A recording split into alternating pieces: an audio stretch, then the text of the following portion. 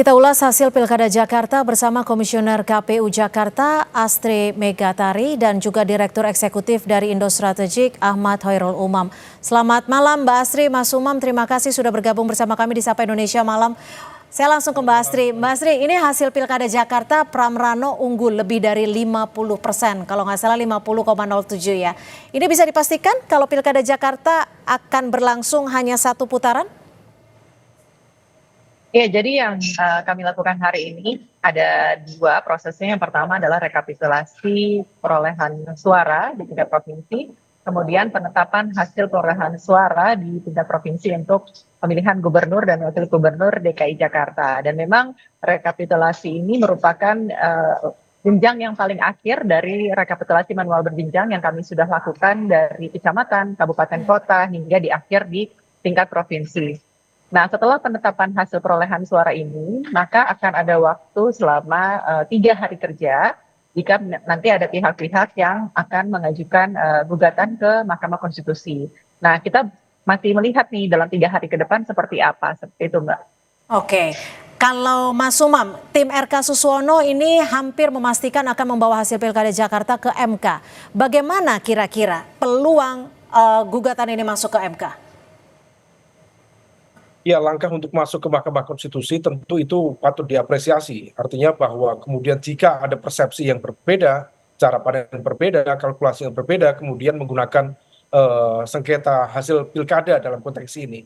Tetapi kalau misal kita merujuk pada aturan yang ada, let's say dalam konteks Undang-Undang Nomor 7 tahun 2017, tepatnya dalam konteks pasal 286, yaitu tentang aturan pelanggaran yang bersifat TSM, terstruktur, sistematis, masif, di mana pilkada juga menjadi bagian dari rejim pemilu dalam penjelasan tersebut, bahwa memang tidak mudah untuk membuktikan apakah pelanggaran yang terjadi misalnya di Pilkada DKI Jakarta itu bersifat terstruktur, sistematis, dan masif.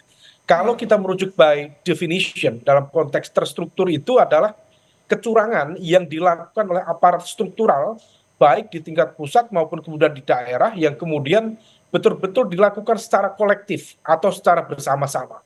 Adapun dalam konteks sistematis, yaitu pelanggaran yang direncanakan secara rapi dan sifatnya betul-betul dilakukan dalam konteks yang tersusun secara sistematis dan masif. Nah, ini yang agak susah, yang agak menantang.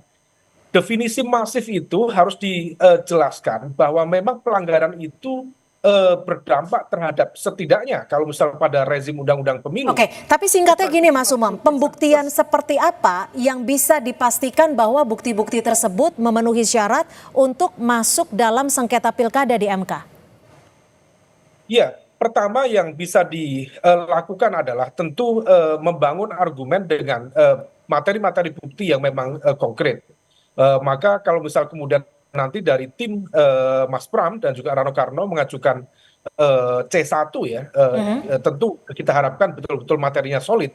Kalau misal C1-nya bisa diperdebatkan, maka kemudian harus dengan data dan fakta TSM tadi. Nah, by definition dalam konteks aturan Bawaslu yang sebelumnya, kalau misal kita jadikan itu sebagai jurisprudensi, maka paling sedikit pelanggaran itu terjadi di 50% atau separuh dari wilayah pemilihan. Artinya bahwa disitulah kemudian konteks sistematis dan masifnya bisa diperdebatkan. Tapi kalau misal tidak, hanya terjadi di beberapa TPS tertentu, rasa-rasanya argumen sistematis dan masifnya itu akan sulit untuk dibuktikan. Nah, itulah yang kemudian agak tricky di Mahkamah Konstitusi nanti.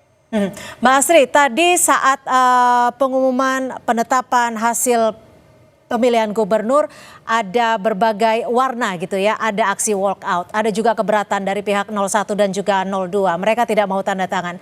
Lalu apakah ini akan berpengaruh pada legitimasi hasil Pilkada Jakarta?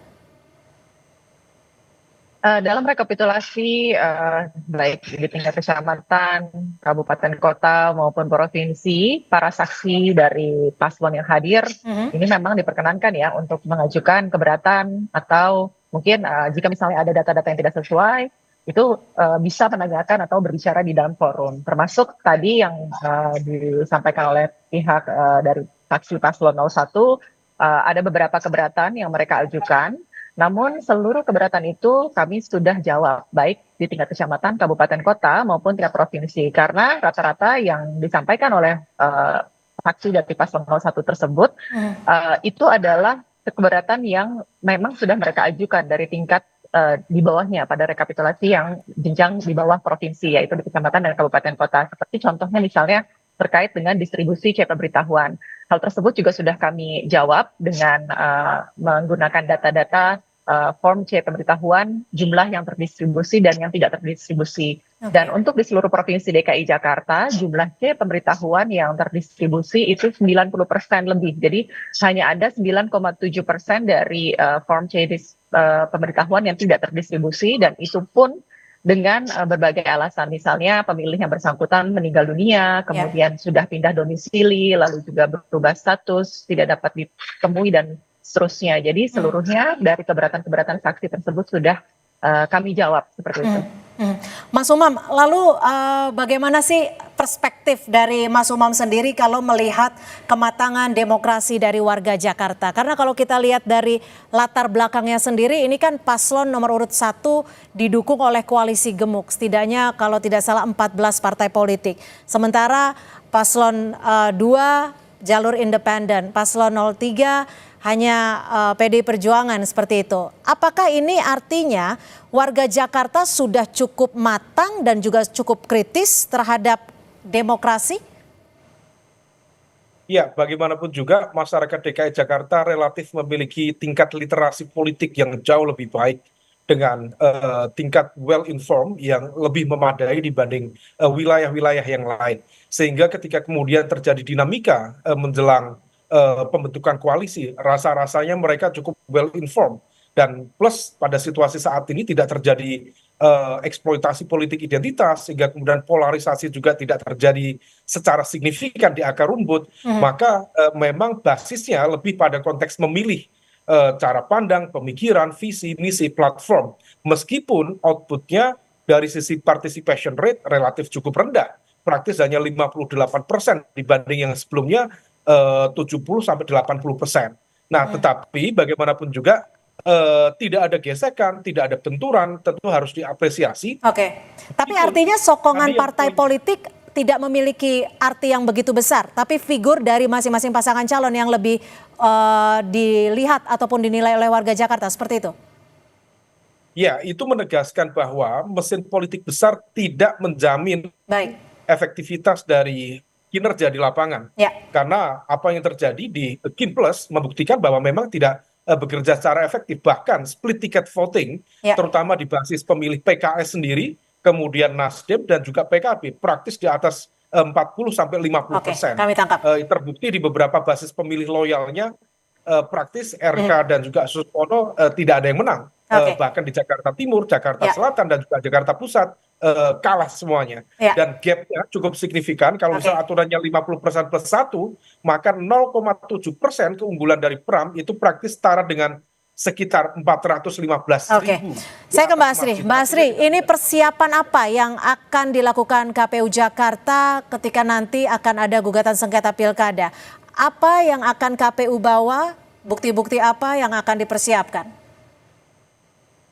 Tentunya kita lihat dulu ya Mbak, apa kemudian materi gugatan yang diajukan kepada KPU DKI Jakarta terkait penyelenggaraan pilkada ini. Nah, untuk kami sendiri, kami sudah menyiapkan dokumen-dokumen yang dibutuhkan, seperti misalnya administrasi, kemudian dokumen-dokumen kelengkapan di TPS, kemudian berita acara, di hasil, dan seterusnya. Ini sudah kami siapkan, semua sudah terdokumentasi dengan baik, sehingga nantinya jika misalnya ada gugatan yang diajukan ke MK, nanti kami sudah siap dengan dokumen-dokumen serta administrasi-administrasi yang dibutuhkan. Artinya masih ada 3 hari waktu untuk melihat dan juga mengetahui gugatan yang akan masuk ke MK. Terima kasih Mbak Asri Megatari, Komisioner dari KPU Jakarta, dan juga Mas Hoirul Umam, Direktur Eksekutif dari Indo Strategik, sudah bergabung di Sapa Indonesia Malam. Terima kasih.